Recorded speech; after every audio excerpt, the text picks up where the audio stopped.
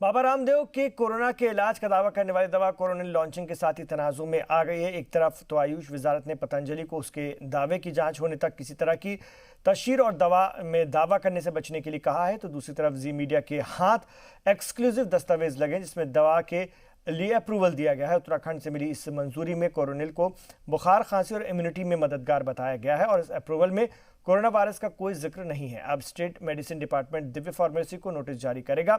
आपको बता दें कि बाबा रामदेव ने कोरोनिल नाम की दवा लॉन्च की थी, साथ ही दावा किया था कि यह दवा कोरोना के इलाज में कारगर है। वहीं जयपुर में बाबा रामदेव के खिलाफ मुकदमा दर्ज किया गया है। डॉक्टर संजीव गुप्ता नाम के शख्स ने इस दलील के साथ शिकायत की है कि बगैर इजाजत के दवा की तशहीर और क्लिनिकल ट्रायल किया गया। टैबलेट नाम से वो कर सकते हैं, लेकिन कोरोनिल टैबलेट जो हमने सैंक्शन करी है उसका जो इंडिकेशन है वो इम्यूनिटी बूस्टर, रसायन, कास और ज्वर के लिए, और उसमें जो है घटक पड़ते हैं वो तो गिलोय, अश्वगंधा और तुलसी। तो इसलिए हमारी तरफ से तो ऐसा कुछ नहीं। और उन्होंने अगर जिस तरह से वो टीवी पे दिखाया जा रहा है कि वो किट बनाया है, तो किट की भी उन्होंने परमिशन कहाँ से ली।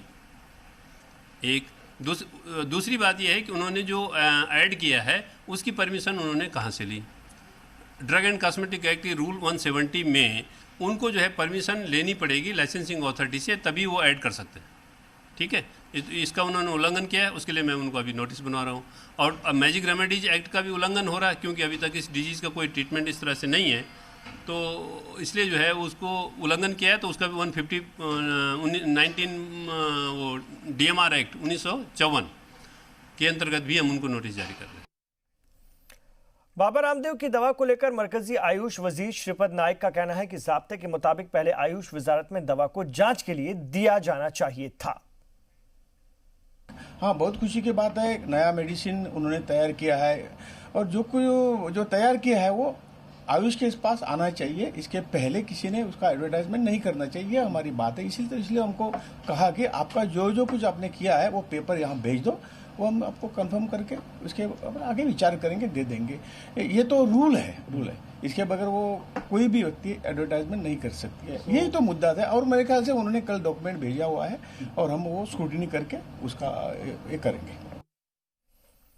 कोरोनिल दवा पर सवाल उठने के बाद पतंजलि के CEO आचार्य बालकृष्ण ने सफाई दी और उन्होंने ट्वीट करके कहा कि जो कम्युनिकेशन गैप था वो दूर हो गया है। कोरोना की दवाई के लिए क्लिनिकल ट्रायल के सभी पैमानों की 100% पासदारी की गई है और हमने आयुष वजारत को सभी जानकारियां दे दी हैं। साथ ही आयुष वजारत के सवालों का जवाब दे दिया गया है। अब कोई तनाज़ा नहीं है।